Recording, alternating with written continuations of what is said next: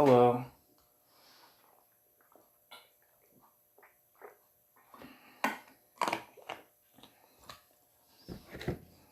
Alright. The Origin of Capitalism, A Longer View, by Meiksins Wood. Chapter 2. Marxist Debates. How we understand the history of capitalism has a great effect on how we understand the thing itself. The old models of capitalist development were a paradoxical blend of transhistorical determinism and free market voluntarism, in which the capitalist market was both an immutable natural law and the perfection of human choice and freedom.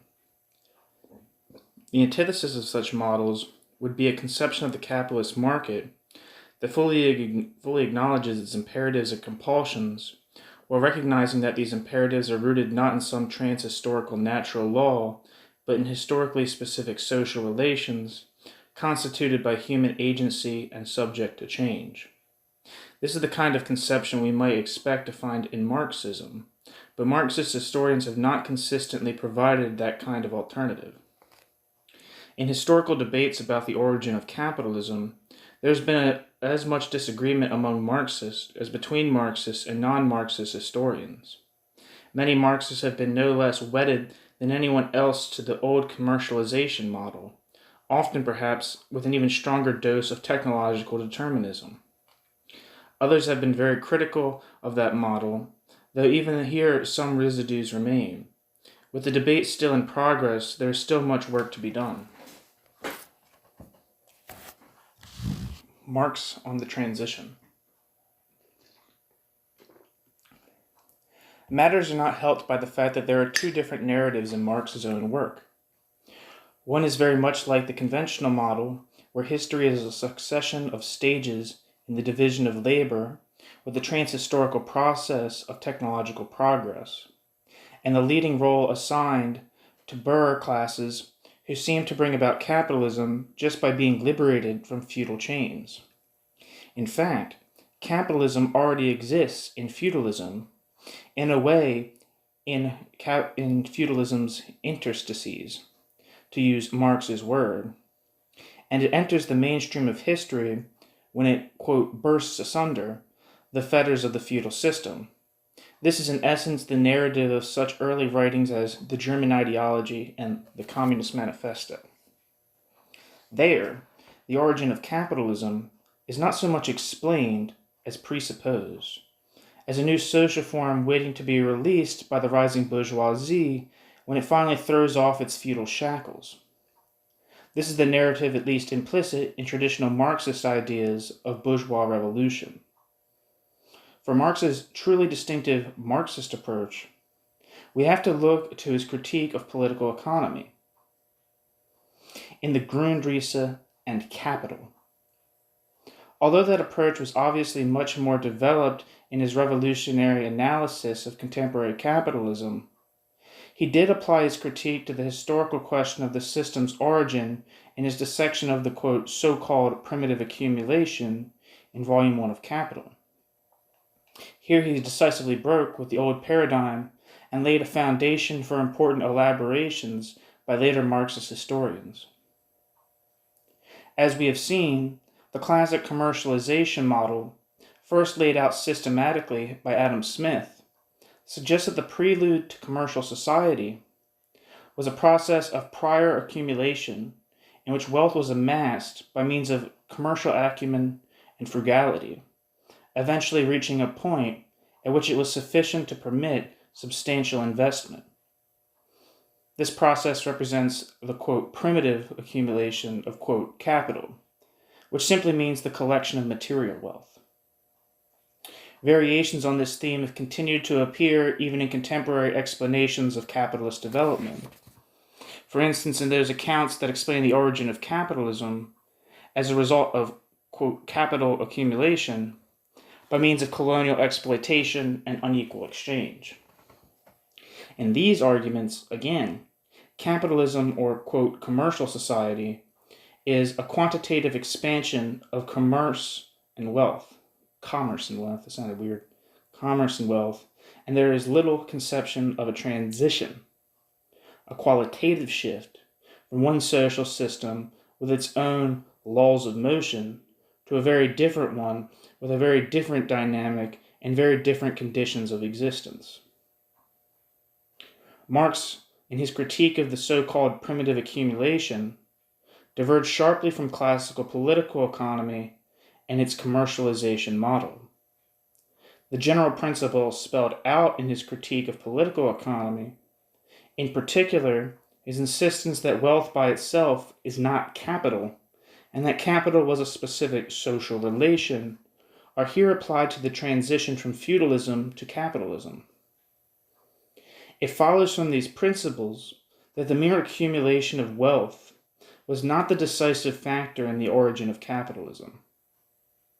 The primitive accumulation of classical political economy is so called because capital, as Marx defines it, is a social relation and not just any kind of wealth or profit. And accumulation as such is not what brings about capitalism. While the accumulation of wealth was obviously a necessary condition of capitalism, it was far from being sufficient or decisive. What transformed the wealth into capital was a transformation of social property relations. The essence of Marx's critique of the so-called primitive accumulation, and people too often miss the significance of the phrase so-called, is that no amount of accumulation, whether from outright theft, from imperialism, from commercial profit, or even from the exploitation of labor for commercial profit, by itself constitutes capital, nor will it produce capitalism. The specific precondition of capitalism is a transformation of social property relations that generates capitalist laws of motion, the imperatives of competition and profit maximization, a compulsion to reinvest surpluses, and a systematic and relentless need to improve labor productivity and develop the forces of production. The critical transformation of social property relations in Marx's account took place in the English countryside, with the expropriation of direct producers.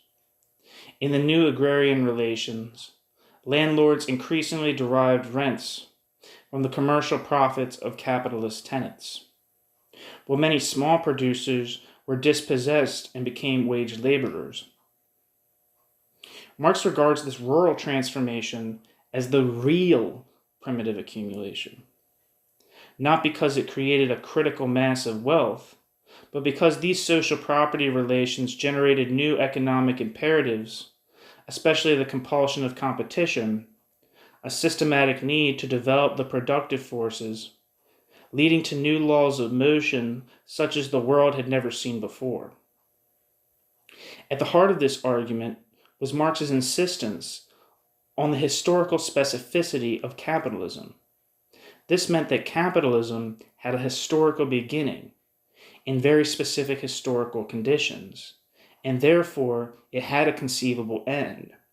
Capitalism was not the product of some inevitable natural process, nor was it the end of history. Excuse me for a minute.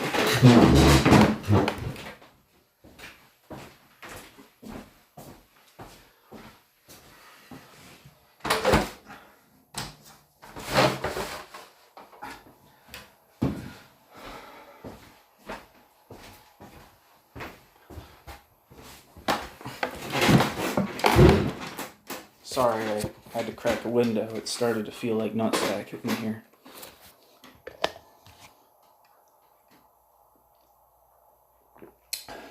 The transition debate.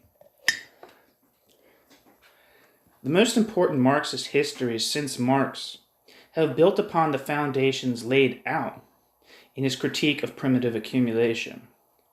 We can leave out of account to get altogether the crudest kinds of technological determinism that have all too often passed as Marxist theories of history.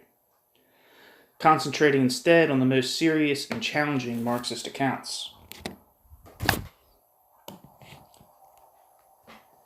In 1950, an exchange took place between the economist Paul Sweezy and the economic historian Maurice Daub, whose Studies in the Development of Capitalism, written in 1946, Sweezy had criticized. Their exchange expanded into a major debate among a wide range of distinguished, mainly Marxist historians, in the journal Science and Society, which was later collected and published as a book.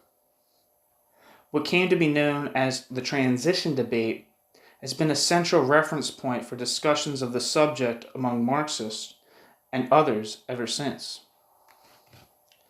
Daub's work represents a major advance in understanding the transition. Like other work in this tradition, most notably the writings of the historians of medieval Europe, not the historians, the historian of medieval Europe, R.H. Hilton, his analysis undermined the foundations of the old model, calling into question some of its basic premises, especially the assumption that capitalism was simply a quantitative expansion of commerce, and that the antithesis to feudalism, which dissolved it and gave rise to capitalism, was to be found in towns and trade. The central question at issue between Sweezy and Daub was where to locate the prime mover in the transition from feudalism to capitalism. Was the primary cause of the transition to be found within the basic constitutive relations of feudalism, the relations between lords and peasants, or was it external to those relations located particularly in the expansion of trade? Daub, and in the ensuing debate, Hilton made profoundly important arguments demonstrating that trade was not in itself the solvent of feudalism. In fact, trade and town were not inherently inimical to feudalism at all. Instead, feudalism was dissolved and capitalism brought about by factors internal to the primary relations of feudalism itself in the class struggle between lords and peasants. Hilton in particular pointed out that Piren's argument had been shown to be empirically flawed, and he spelled out the ways in which money, trade, towns, and even the so-called commercial revolution were not alien, but on the contrary, integral to the feudal system. This means that while there was undoubtedly a complex process in which these factors contributed to the transition, they could not be regarded as the solvent of feudalism. Both Daub and Hilton, in various ways, suggested that the dissolution of feudalism and the rise of capitalism resulted from the liberation of petty commodity production, its release from the fetters of feudalism, largely by means of class struggle between lords and peasants. Daub, for example, argued that while class struggle did not, in any simple and direct way, give rise to capitalism, it did serve to, quote, modify the dependence of the petty mode of production upon which feudal overlordship and eventually to shake loose the small producer from feudal exploitation. It is then from the petty mode of production, in the degree to which it secures independence of action and social differentiation, in turn develops within it, that capitalism is born. End quote, Maurice Daub. Similarly, Hilton, whose studies on medieval peasants and their struggles represent some of the most important work in the historiography of any period, traced the transition to struggles between lords and peasants. The pressures imposed by lords on peasants to transfer surplus labor was, he suggested, the root cause of improved production techniques and the basis for the growth of simple commodity production. At the same time, peasant resistance to those pressures was crucially important to the process of transition to capitalism. Quote, the freeing of peasants and artisan economies for the development of commodity production and eventually the emergence of the capitalist entrepreneur, end quote. Hilton. Sweezy, in his counterargument, insisted that feudalism, for all its inefficiencies and instabilities, was intrinsically tenacious and resistant to change, and that the main moving force in its dissolution had to come from outside. The feudal system could tolerate and indeed required a certain amount of trade, but with the establishment of localized urban trading and transshipment centers based on long-distance trade, about which Sweezy cited the authority of Henri Pirenne, a process was set in train that encouraged the growth of production for exchange, in tension with the feudal principle of production for use. Nevertheless, capitalism was not, Sweezy argued, the immediate outcome of this process. The expansion of trade was sufficient to dissolve feudalism and to usher in a transitional phase of, quote, pre-capitalist commodity production, end quote, that was itself unstable, preparing the ground for capitalism in the 1600s and 1700s, but there was a subsequent distinct phase in the development of capitalism. Sweezy here made the important point that, quote, we usually think of a transition from one social system to another as a process in which the two systems directly confront each other and fight it out for supremacy, end quote. But it would be, quote, a serious error, end quote, to think of the transition from feudalism to capitalism in these terms. Sweezy did not propose to explain the second phase of the process, but he raised some critical questions about explanations offered by others. Two in particular stand out. First, Sweezy expressed skepticism about the plausibility of the view, following from the conventional interpretation of Marxist theory of the, quote, really revolutionary way to industrial capitalism, that industrial capitalists rose from the ranks of petty producers. He proposed instead that we should understand the, quote, really revolutionary way as a process in which the producer, instead of growing from petty producer into merchant and capitalist, quote, starts out as a merchant and an employer of wage labor, end quote, and capitalist enterprises are launched fully fledged instead of in a gradual process emerging out of the putting out system. Sweezy's second point was that the generalization of commodity production could not account for the rise of capitalism, and that highly developed commodity production, as for instance in medieval Italy or Flanders, did not necessarily produce capitalism. In the course of his argument, he made another suggestive point.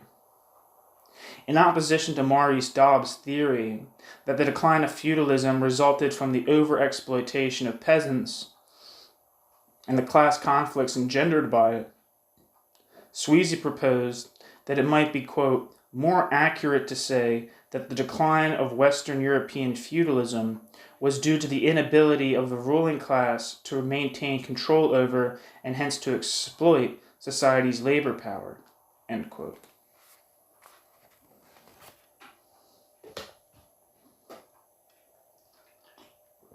This summary is, of course, a gross abbreviation and simplification of the complex arguments offered by the participants in the debate, but it should be enough to raise some critical questions about the assumptions on which each side was operating.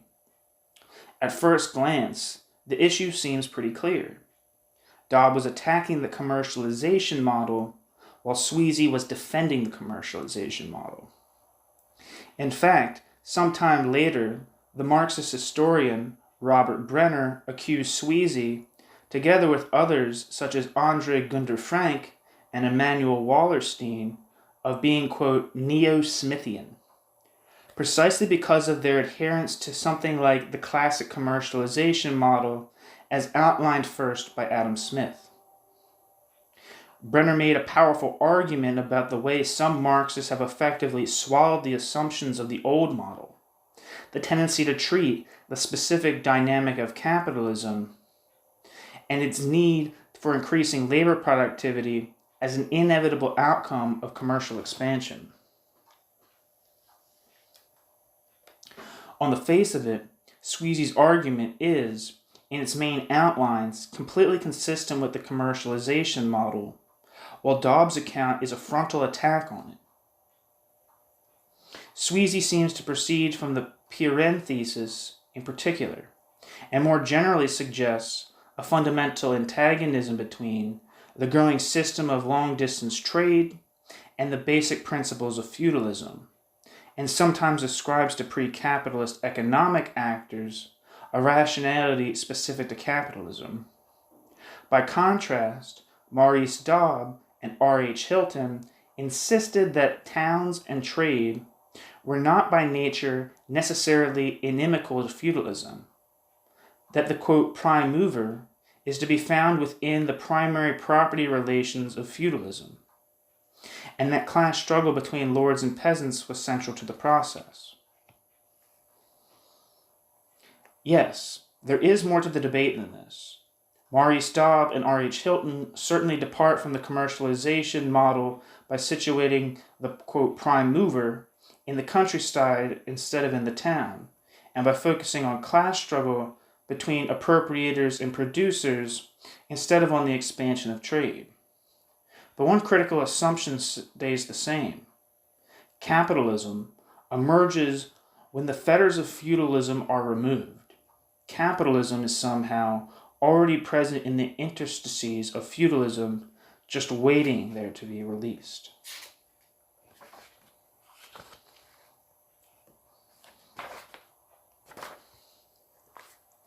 Maurice Dobb and R.H. Hilton thus do not seem to be challenging all the basic assumptions of the commercialization model, and some of the questions raised by Sweezy go to the heart of the problems they leave unresolved. One point stands out in the arguments of Dobb and Hilton. The transition to capitalism is a matter of liberating, or, quote, shaking loose, an economic logic already present in simple commodity production.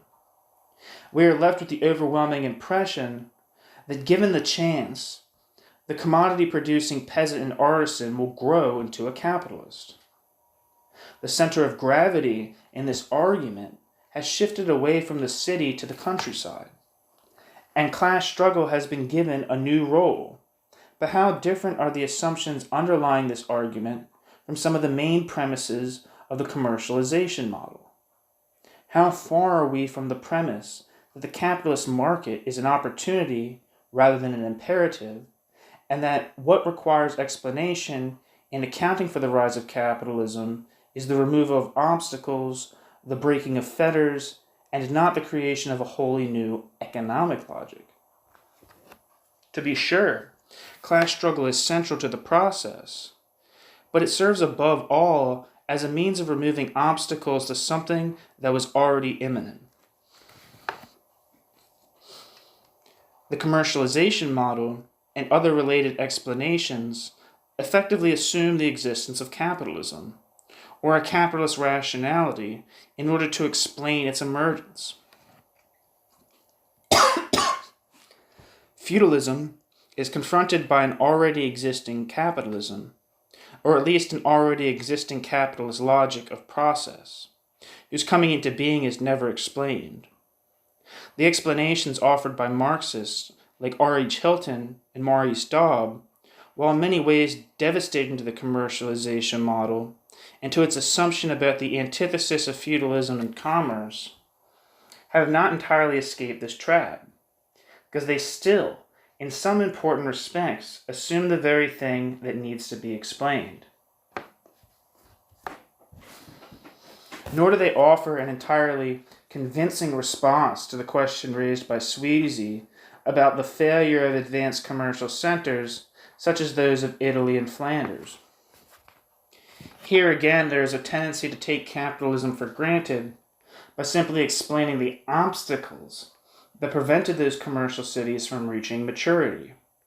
The question posed about Flanders or Italy is not so much why and in what circumstances did capitalist imperatives impose themselves on economic actors, as they did in England, but rather why and in what ways were economic actors in the, quote, failed transitions unwilling or unable, not least for ideological or cultural reasons, to break away from their attachment to feudalism in order to create a new social form. As for Sweezy's doubts about the, quote, really revolutionary way, later in the debate, Paul Sweezy did withdraw some of his objections to the conventional interpretation of what Marx had in mind, but not necessarily his objections to the idea itself. While he never fully explained the reasons for his unease about the idea that capitalism emerged as petty commodity producers transformed themselves into capitalists, he seems to find it inherently implausible. Whatever Sweezy's reservations may have been, there were indeed good grounds for his skepticism. From our vantage point here, the problem is not that the, quote, really revolutionary way gives rising yeomen credit for creating capitalism.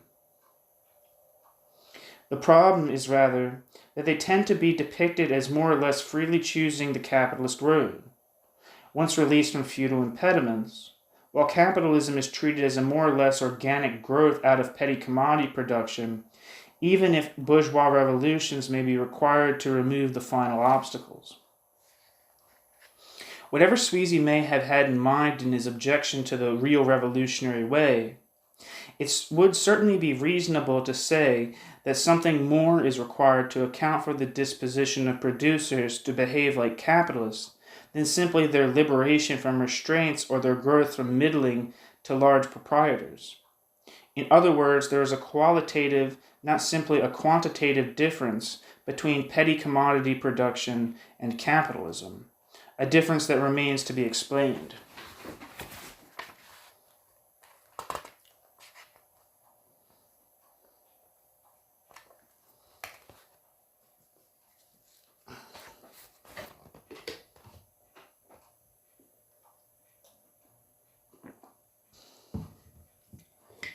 Perry Anderson on Absolutism and Capitalism.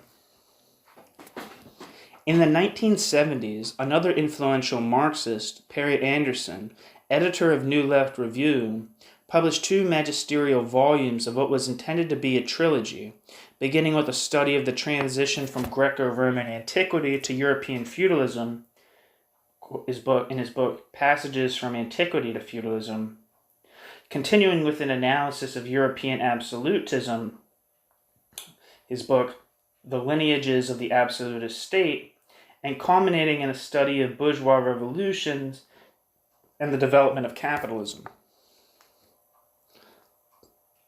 Although that third volume, which was to complete his account of the transition to capitalism, has not yet appeared, there is much to be learned from the first 2 volumes, especially Lineages, from various bits and pieces elsewhere. For our purposes, we can begin with Anderson's definition of feudalism as a mode of production defined by a, quote, organic unity of economy and polity. I'm going to reread that whole sentence. I'm fucking up. Take a deep breath.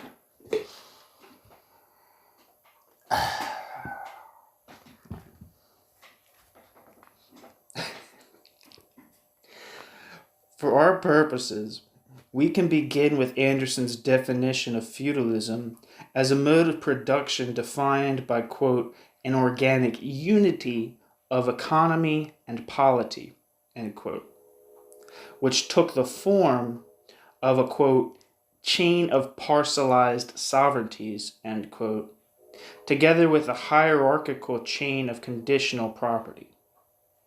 State power was fragmented among feudal lords.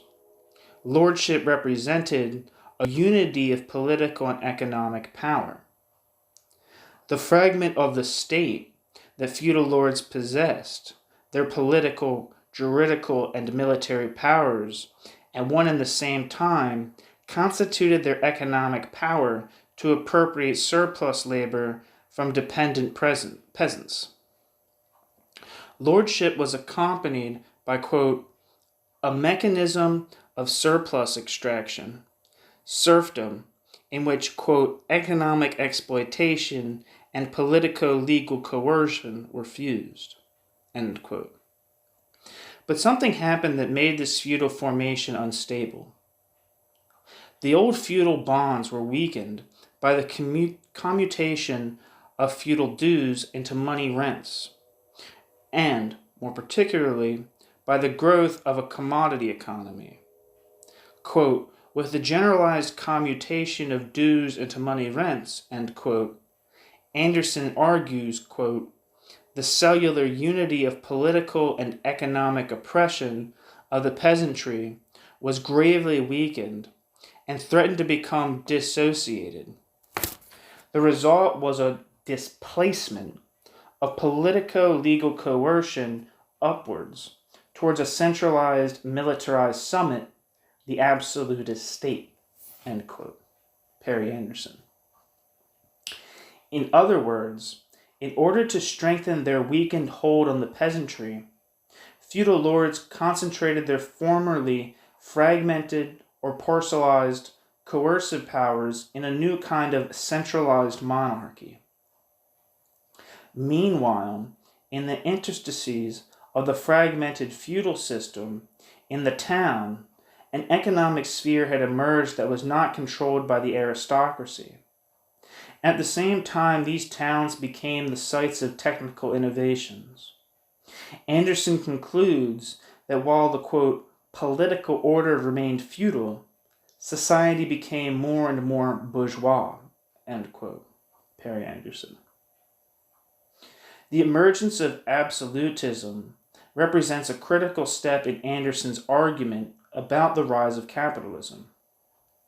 Absolutism itself was not a capitalist or a proto-capitalist state. Absolutism was, if anything, essentially feudal in its basic structure. Quote, a redeployed and recharged apparatus of feudal domination, designed to clamp the peasant masses back into their traditional social position, end quote. Perry Anderson. But it was a pivotal moment in the development of capitalism. Ironically, the effect of this displacement upwards of feudal coercive power, at least its principal contribution to the evolution of capitalism, according to Anderson, was to fracture the unity of economy and polity that had characterized feudalism. On the one hand, political power was concentrated in the royal state. On the other hand, the economy began to achieve a certain autonomy. As politico-legal coercion was, quote, displaced upwards, the commodity economy and the, quote, bourgeois society had grown in the interstices of feudalism. I'm going to repeat that whole sentence. As politico-legal coercion was displaced upwards, the commodity economy and the bourgeois society that had grown in the interstices of feudalism were liberated and allowed to develop on their own terms.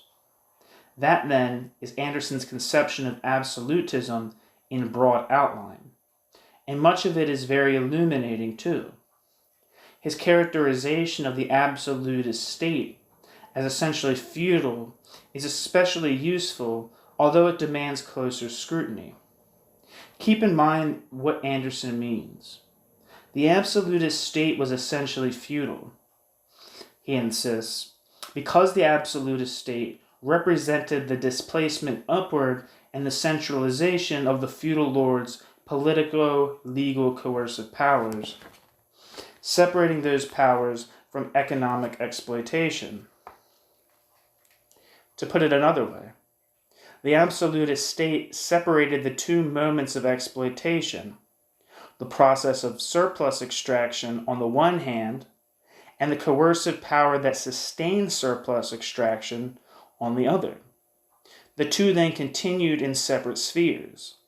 The feudal fusion of economy and polity started giving way to the separation characteristic of capitalism, leaving the economy, in quotes, to evolve according to its own internal logic. Now, there's another way of looking at absolutism, which is that absolutism represents a centralization of feudal power in a different sense, namely that the monarchical state itself becomes a form of property, an instrument of appropriation in ways analogous to feudal lordship. Economic and political power are still fused, but the lord appropriates rents, while the state and its office holders appropriate peasant surpluses in the form of tax. Sometimes Anderson does seem to think of absolutism in these terms, as still a unity of economic and political spheres. But his whole argument that absolutism plays a pivotal role in the transition to capitalism depends on the essential function of the absolutist state in separating political and economic spheres.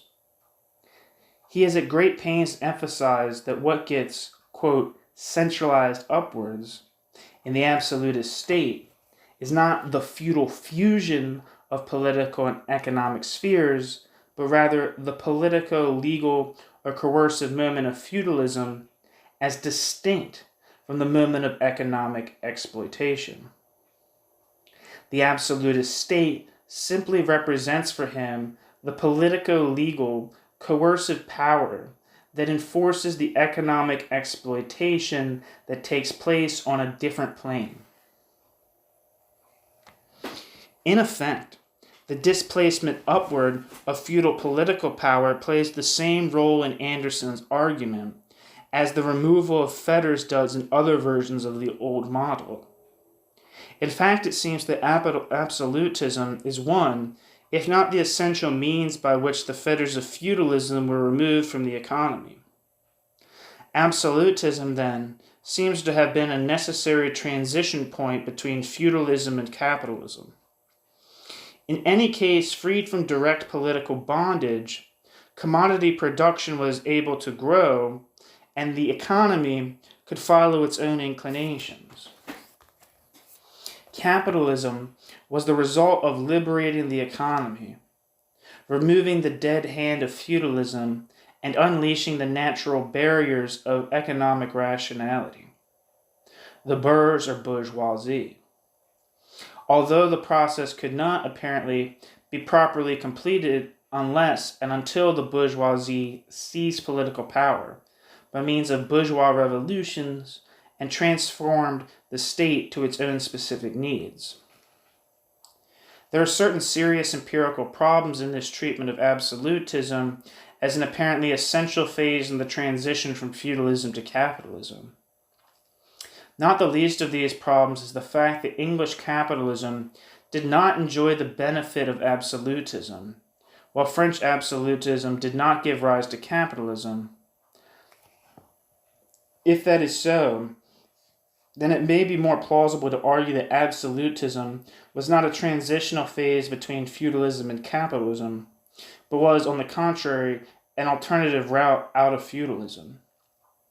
At any rate, it should at least be clear that in many fundamental ways, Perry Anderson's account, like earlier explanations of the transition to capitalism, relied above all on the removal of fetters from a social form that already existed, more or less unexplained, within the interstices of feudalism.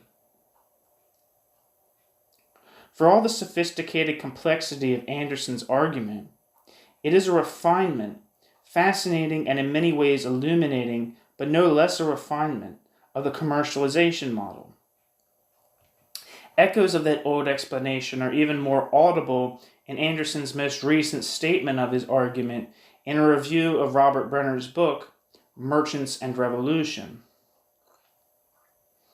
Anderson is commenting here on Brenner's account of capitalism as in the first instance a specifically English phenomenon.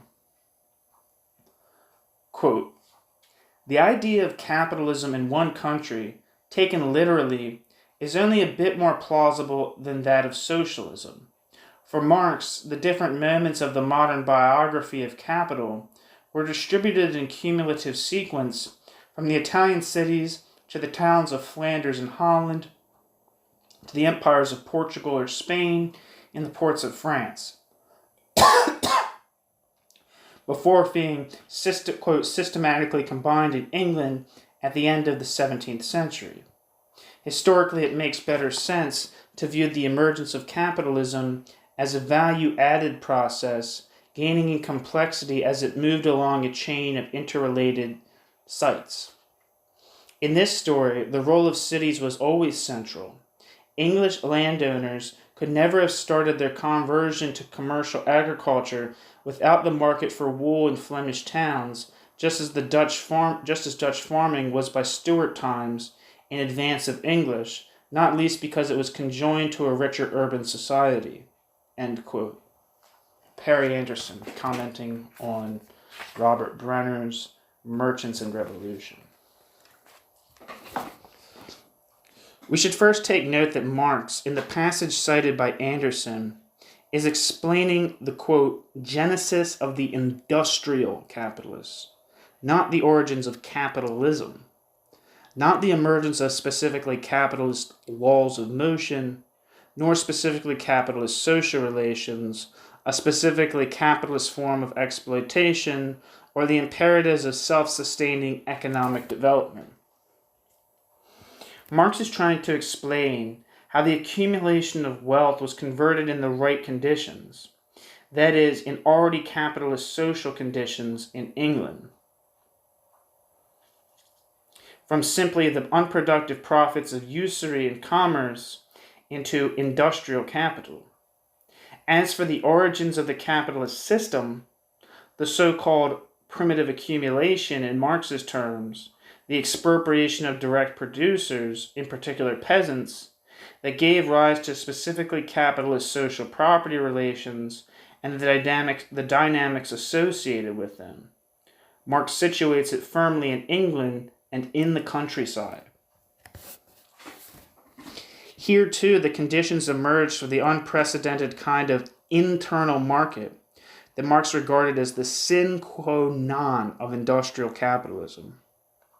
Like Brenner after him, Marx acknowledges the need to explain the distinctiveness of England's development.